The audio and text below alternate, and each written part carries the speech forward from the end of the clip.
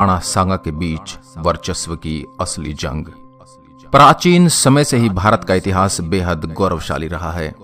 अंग्रेजों के आने से पहले भारत में कई साम्राज्य हुए, जिन्होंने विस्तारवादी नीतियां अपनाते हुए यहां खुद को स्थापित करने की कोशिश की। इस कारण समय समय पर नए साम्राज्य बनते रहे और पुरानों का पतन होता रहा। इस कोशिश में निर्णायक लड़ाइयां भी होती रही। इनमें कुछ काल के गाल में समा गई तो कुछ को इतिहास के पन्नों में जगह मिली। खानवा की लड़ाई उन्हीं में से एक है। खानवा की लड़ाई का इतिहास काफी गौरवशाली रहा है। माना जाता है कि इस लड़ाई के बाद से ही भारत में मुगल युग की शुरुआत हुई थी।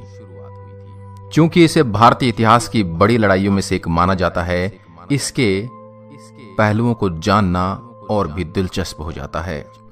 बात 15वीं ईस्वी के आसपास की है। बाबर हिंदुस्तान फतेह करने के लिए अपने लश्कर के साथ निकला था।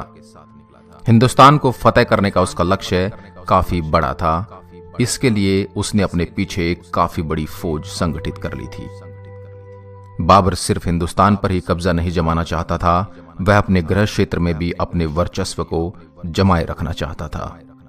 माना जाता है कि बाबर काबुल से कूच कर कई दिनों के लंबे सफर के बाद अपने लश्कर के साथ झेलम नदी के किनारे पहुंचने में कामयाब रहा था। नदी के किनारे के पास आराम करने के बाद बाबर हिंदुस्तान में प्रवेश करने में सफल रहा था। बाबर हिंदुस्तान में दाखिल होने के बाद कई रियासतों पर अपना कब्जा जमा चुका था।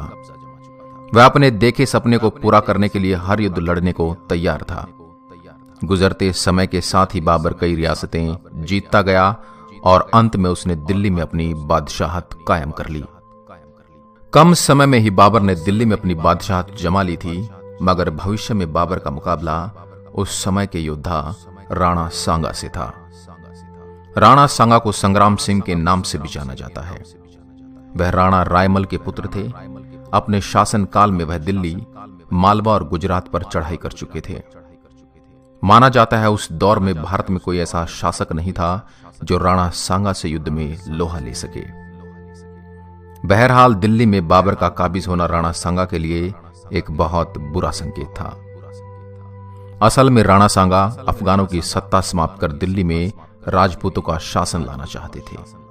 वहीं बाबर समूचे भारत में अपना कब्जा जमाने के ख्वाब देख रहा था। इस लिहाज से दोनों योद्धाओं के लिए अपने वर्चस्व को कायम रखने की चुनौती थी।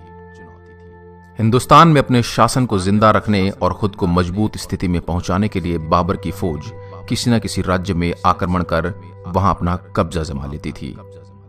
इस तरह बाबर की जीत की भूख बढ़ती जा रही थी। उसे रोकने के लिए कोई अन्य शासक उसके सामने आने की हिम्मत नहीं कर रहा था। इधर राणा सांगा समझते थे कि बाबर भी अन्य अफगान शासकों की तरह हिंदुस्तान में लूटपाट को अंजाम देकर दिल्ली से वापस चला जाएगा और बाद में वह दिल्ली में कब्जा कर लेंगे। किंतु यह सच नहीं था। राणा सांगा को जल्दी ही पता चल गया कि बाबर जल्दी हिंदुस्तान नहीं छोड़ने वाला था। दूसरी तरफ बाबर की क्रूरता दिन प्रतिदिन बढ़ती जा रही थी।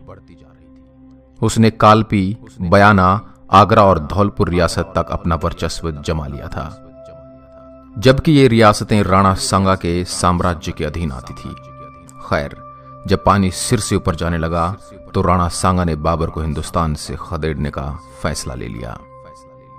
17 मार्च 1527 ईस्वी इतिहास के पन्नों में वह तारीख दर्ज हुई जहां दोनों खानवा में भिड़ गए। इस युद्ध में राणा सांगा के साथ हसन खां मेवाती, बसीन चंदेरी व इब्राहिम लोदी का भाई महमूद लोदी भी डटे हुए थे।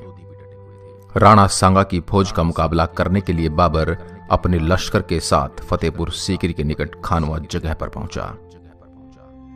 वहां राणा सांगा और उसके अन्य सहयोगी शासक बाबर की प्रतीक्षा में थे। बाबर ने पानीपत युद्ध में जिस तरह इब्राहिम लोदी को परास्त करने की रणनीति बनाई थी, उसी रणनीति का प्रयोग उसने खानवा युद्ध में किया। युद्ध के मैदान में राणा सांगा की सेना वीरता से लड़ी और बाबर की 20,000 से अधिक सिपाहियों का जमकर मुकाबला कर रही थी। माना जाता है कि राणा सांगा ने यह लड़ाई काफी हद तक अपने पक्ष में मोड़ ली थी, लेकिन अंत में बाबर ने गोला बारूद का जमकर इस्तेमाल कर लड़ाई का रुख अपने पक्ष में मोड़ दिया और युद्ध को जीत लिया।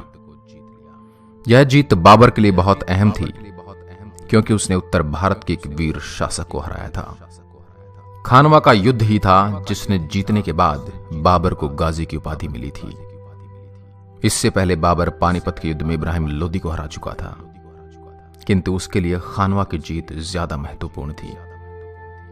असल में इसके बाद ही वह भारत में मुगल राज्य की जड़ें मजबूत करने में सफल रहा और वह दिल्ली का शासक बना। दिलचस्प बात यह रही कि खानवा का युद्ध जीतने के बाद बाबर की ताकत का मुख्य केंद्र काबुल नहीं